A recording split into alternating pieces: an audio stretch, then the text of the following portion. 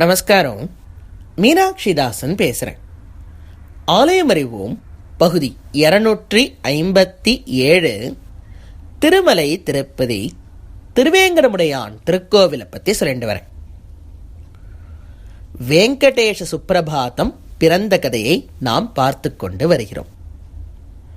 கௌசல்யா சுப்ரஜாராம பூர்வா சந்தியா பிரவர்த்ததே உத்திஷ்ட நரசார்தூல கர்த்தவியம் தெய்வமான்ஹிகம். நேற்றைக்கு சொன்னபடி இந்த ஸ்லோகம் பிரதிவாதி பயங்கரம் அன்னங்கராச்சாரிய சுவாமி எழுதினது இல்லை. ஏன்னா அந்த பிரதிவாதி பயங்கரம் அன்னங்கராச்சாரிய சுவாமி தான் வெங்கடேஷ சுப்பிரபாதத்தை இயற்றினார். ஆனாலும் அதில் வரும் இந்த முதல் ஸ்லோகத்தை மட்டும் அவர் இயற்றவில்லை.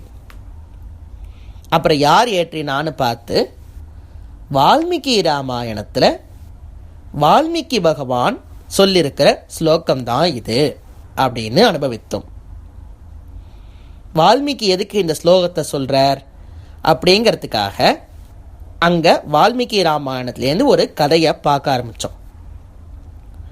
என்னென்னா, விஸ்வாமித்ர மகரிஷி ஒரு நாள் அரசபைக்கு வரார். தசரதன் ராஜாவாக இருக்கான். அப்போ விஸ்வாமித்ர மகரிஷி வரார். வந்து தசரதன்ட்ட ஒரு விஷயம் கேட்குறார்.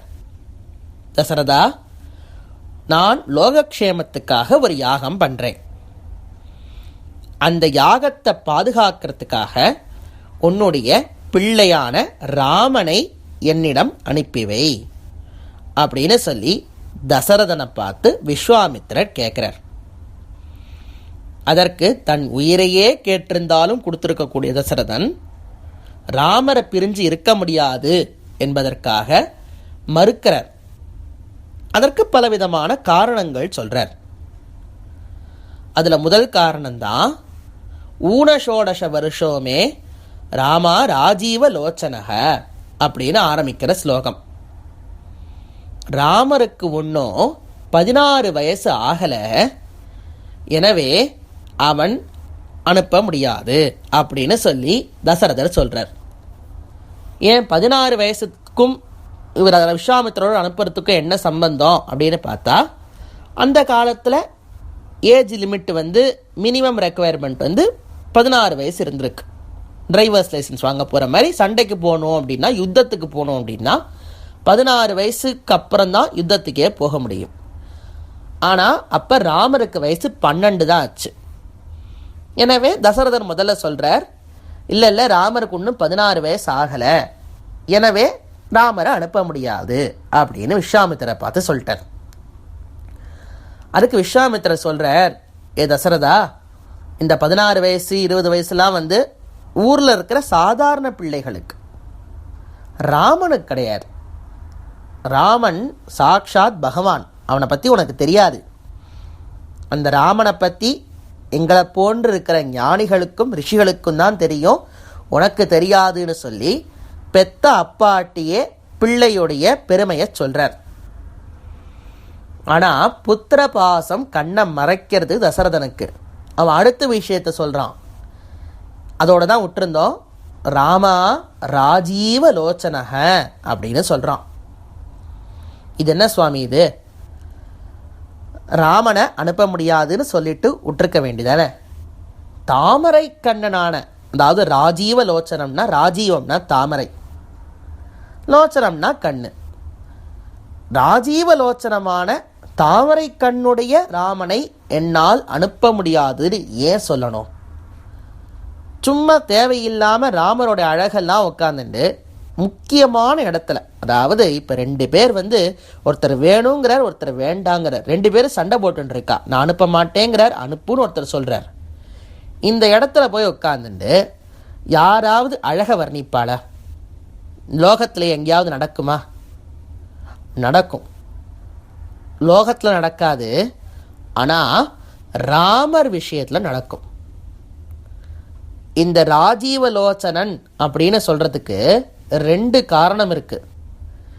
என்னன்னா, ஒன்று, ராமர்கிட்ட அப்படி கண்ணை பறிக்கிற மாதிரி அழகு. யாராக இருந்தாலும் அந்த அழகை கொண்டாடியே தீருவார்கள். கொண்டாடாமல் இருக்க முடியாது. வாயிலன்னு வந்துடும் அந்த வார்த்தை. ஏன்னா மனசெல்லாம் நிறைஞ்சிருக்கும். இப்போ போய் நீங்கள் தஞ்சாவூர் பக்கத்தில் வடுவூர் அப்படின்னு ஒரு இடம் இருக்குது, ஒரு ஊர். அங்கே ராமரை போய் சேவிங்க. அவ்வளோ அழகாக இருப்பார். நீங்கள் அப்படியே கட்டி பிடிச்சிண்டு உங்கள் ஆற்றுக்கு தூக்கின்னு வந்து வீட்டில் வச்சு யாரு கண்ணிலையும் படாமல் பார்த்துண்டு நான் மட்டுமே இந்த ராமரை பூஜை பண்ணணும் அப்படின்னு சொல்லணும் போல இருக்கும். பா, அவ்வளோ அழகு வடுவூரில் ராமர். ஏன் நம்ம இப்போ பார்க்குறோமே திருமலை, இந்த கர்ப்ப கிரகத்துக்குள்ளேயே ஒரு ராமர் ஏழிருக்கார். அதி ஆச்சரியமாக அழிருக்கார். திரிபங்கி, அதாவது 3 வளைவுகளோடு ஒரு ராமர் ஏழிருக்கார். அவர் நிற்கிற அந்த கம்பீரத்தை பார்த்தா பார்த்துட்டே இருக்கலாம். நம்ம மனசையே பறி கொடுத்துடுவோம். ஒரு ஆண் பிள்ளையே ஆண் பிள்ளை மீது ஆசை வைக்கும் அளவுக்கு ராமர் அழகா இருந்தார்னு வால்மீகி ராமாயணம் சொல்றது. அவ்வளோ ஆச்சரியமா இருப்பாராம் ராமர். இதை தசரதர் தம் பிள்ளைய பற்றி இப்போ ராஜீவலோச்சனன், தாமரை கண்ணன்னு சொல்கிறது ஒன்றும் பெரிய விஷயம் கிடையாது. இவன் சொன்னான், அதாவது சூர்பனகை காது மூக்கு அறுபட்டு இருக்கும் நேரத்தில் தருணவ் ரூப சம்பன்னவ் சுகுமாரவ் புண்டரீக விசாலாட்சவ்னு சொல்லி அவ வர்ணிச்சுருக்கா ராமரை. சூர்பனகைக்கு காட்டில் இருக்கும் பொழுது லக்ஷ்மணன் சூர்பனகையோடைய மூக்கையும் காதையும் அறுத்துட்டான். சூர்பனகைக்கு இப்போ மூக்கும் இல்லை காதும் இல்லை, ரத்தம் கொட்டுறது. அவள் அண்ணாட்ட போய் கம்ப்ளைண்ட் பண்ணிட்டு இருக்கா, இந்த மாதிரி படுபாவி ராமன் ஒருத்தன் படுபாவி லக்ஷ்மணன் ஒருத்தன் என் மூக்கையும் காதையும் அறுத்து விட்டான் அப்படின்னு தானே கம்ப்ளைண்ட் பண்ணணும். ஆனால் அந்த மூக்கு இல்லாத சமயத்தில் கூட எப்படி பேசினாலோ தெரில, நான் மூக்கை ரூப்ப ஷன் பண்ணவுன்னு பேசியிருப்பா போல இருக்கு. அது என்னன்னு எனக்கு புரியலை அவள் எப்படி பேசினான்னு. ஆனால் அந்த மூக்கில்லாத சமயத்தில் கூட தருணவ் ரூப சம்பன்னவ் சுகுமாரவ் புண்டரீக விசாலாட்சம்னு அங்கே கூட ராமருடைய கண்ணழக அந்த சூர்பனகை வர்ணிக்கிறான். அப்படி தாமரை கண்ணனான சுகுமாரனான மேனி அழகுடைய ஒரு வாலிபன் என் மூக்கையும் காதையும் அறுத்தான். இப்படி யாராவது லோகத்தில் நீங்கள் சொல்லி பார்த்துருக்கீங்களா? ஆனால் சொல்லாமல் இருக்க முடியாது. அதனால தான் அந்த பேரே ராமன். ரமயதி இது ராமஹ. அந்த ராமனுடைய அழகை பார்த்ததுக்கப்புறம் எல்லாரும் வாயடைச்சு போயிடுவா. வாயை திறந்தா அது ராமனுடைய புகழாத்தான் இருக்கும். இது போர்க்களத்தில் இருந்தாலும் சரி, சாகும் தருவாயில் இருந்தாலும் சரி, சண்டை போட்டு இருந்தாலும் சரி, சாதாரண நாள்லேயும் சரி, ரொம்ப மகிழ்ச்சியாக இருந்தாலும் சரி, எப்போ சொன்னாலும் ராமரை பற்றி பேசினா அவருடைய அழகை சொல்லாமல் இருக்க முடியாது. எனவேதான் முதல் காரணமாக தசரதன் இந்த இடத்துல ராமருடைய அழகை சொல்லியே தீரலாம் விஸ்வாமித்திரர்கிட்ட. அது ஒரு காரணம். இது உண்மை காரணம்.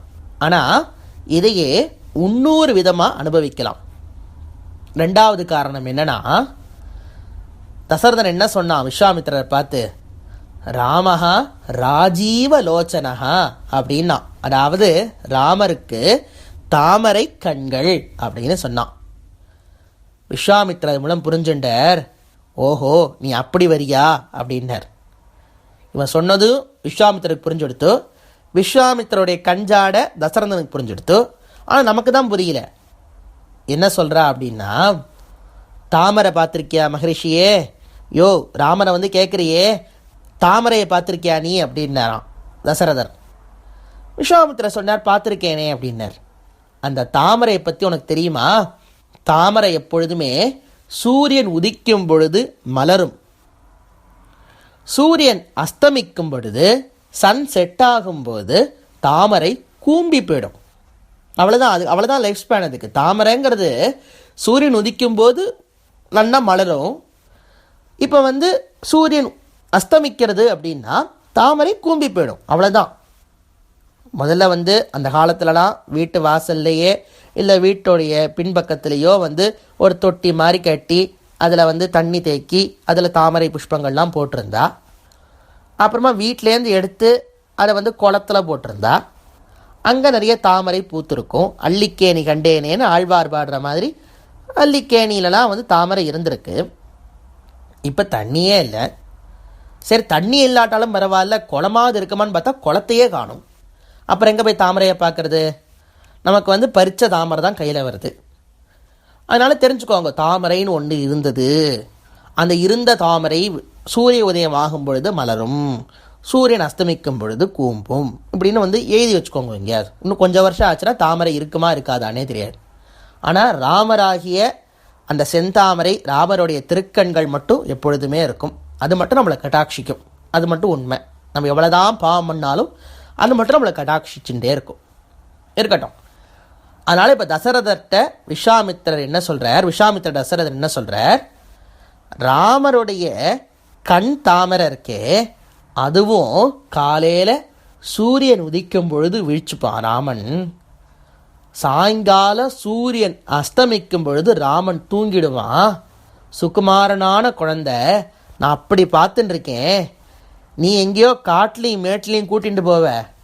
நீ சொல்கிறியே, அந்த சண்டை போட சொல்கிறியே அந்த ராட்சசர்கள் எல்லாம், அவளுக்கெல்லாம் நிஷாச்சராள்னு பேர். ராத்திரி தான் முழிச்சுப்பான். அவனுக்கு, அந்த ராட்சசனுக்கெல்லாம் ராத்திரி தான் அவனால் பலம் வரும், தெம்பு வரும். நீ உட்காந்து ராத்திரி ராமன் வந்து அவளோட சண்டை போடணும்னா என் குழந்தை தூங்கும். தூங்குற நேரத்தில் எப்படி சண்டை போகணும்? உனக்கு ராமனை கூட்டிட்டு போய் ஒன்றும் யூஸ் ஆக போகிறது இல்லைன்னு சொல்லி சொல்லாமல் சொல்லுகிறார் தசரதர். ஒரே வார்த்தையில் ராமஹா ராஜீவலோச்சனஹான்னு சொல்கிற அந்த ஒரே ஒரு வார்த்தையில் இவ்வளோ விஷயங்களை சேர்த்து சொல்லிட்டார். நீ கூட்டிட்டு போவ, ராமரை சண்டை போடுன்னு சொல்லுவ, என் புள்ள சூரியன் அஸ்தமனம் ஆனாலே தூங்கிடுவான், அவ்வளோதான். 6 மணிக்கு தூங்கிடுவார், அவ்வளோதான். இன்னும் நீங்கள் வந்து துவாரகை அப்படின்னு ஒரு அழகான இடம் இருக்குது நம்மளுடைய வட இந்திய தேசத்தில். துவாரகாதீஷ் அப்படின்னு பெருமாள் இருக்கார். அவ்வளோ ஆச்சரியமான கிருஷ்ணர். அவரை போய் நீங்கள் சேவிச்சேன்னா காலையில் 5:30 மணிக்கு எழுந்துப்பார் கிருஷ்ணர். 5:50 வரைக்கும் நிற்பார். 5:50 வரைக்கும் கிருஷ்ணருக்கு எல்லா சேவையும் பண்ணுவா. 5:50க்கு தலையை போட்டு விடுவா. அப்புறம் 1.5 மணி நேரத்துக்கு தரிசனம் கிடையாது. திருப்பி 1.5 மணி நேரம் கழித்து முடிச்சுப்பார். அப்புறம் ஒரு 20 நிமிஷம் நிற்பார். அப்புறம் 20 நிமிஷம் கழித்து மறுபடியும் தலை போட்டுவிடுவா. அடுத்த 1.5 மணி நேரம் தரிசனம் கிடையாது.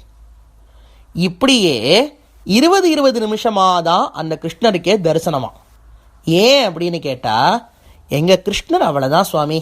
எங்கள் கிருஷ்ணர் காலையில் எழுந்துப்பார், நல்லா சோம்பல் முறிப்பார். சோம்பல் முறிச்சோடனே டயர்டாகிடுவார், தூங்கிடுவார். நாங்கள் மறுபடியும் கிருஷ்ணர் எழுப்புவோம். கொஞ்சம் அப்படி எழுந்து உட்காந்துப்பார்.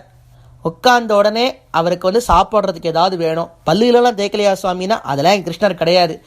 ஏதாவது சாப்பிட்றதுக்கு வேணும், நாங்கள் லட்டு கிட்டு கொடுப்போம். லட்டு அப்படி சாப்பிடுவார். சாப்பிட்டோடனே லட்டு சாப்பிட்ட அயற்சியில் தூக்கம் வந்துடும், தூங்கிடுவார். திருப்பி நாங்கள் எழுப்பி விடுவோம். ஒரு 20 நிமிஷம் எழுந்துப்பார், பல்லுகள் தேய்ப்பார், கொஞ்சம் அப்படி ட்ரெஸ் எல்லாம் மாற்றிக்கலாம்னு நினைக்கும் போது தூக்கம் வந்துடும், தூங்கிடுவார். இப்படி சொல்லி சொல்லி சொல்லி 20 நிமிஷம்தான் துவாரகையில் கிருஷ்ணருக்கு தரிசனமே. அதை போன்றுதான் ராமன் சுகுமாரன், அதாவது கிருஷ்ணராவது வந்து மாட்டுக்கொட்டகையில் வந்து வளர்ந்தார். பிறந்தது ஜெயிலில் இடையர்களோடு தான் இருந்தார். அவருக்கே வந்து இவ்வளோ சுகுமாரம்னா ராஜா விட்டு பிள்ளை ராமன். அவனுக்கு எவ்வளோ சுகுமாரம் இருக்கணும். அவன் பஞ்சு மெத்தையில் படுத்துக்கிறான், தங்க கட்டிலில் படுத்துக்கிறான், யானை தந்தங்கள்லாம் பக்கத்தில் இருக்குது, பக்கத்தில் 4 பேர் கவரி வீசுகிறா. அப்படிப்பட்ட குழந்தையை கொண்டு போய் நீ காட்டில் நடக்க வைக்கிறியேங்கிறிய விஸ்வாமித்ரா, உனக்கு கொஞ்சமாவது யோசனை வேணாமா? உனக்கு பதிலாக வேணா, ராமருக்கு பதிலாக நான் வரேன்னு தசரதர் சொன்னாராம். அப்போ விஸ்வாமித்திரர் ஒரு பதில் சொல்கிறார். அவர் என்ன பதில் சொன்னார்? மேலும் ராமரை அழைச்சிண்டு போனாரா போகலையா, அதற்கு யார் சப்போர்ட் பண்ணா, எல்லாத்தையும் நாளைக்கு அனுபவிப்போம். நாளை சந்திப்போம்.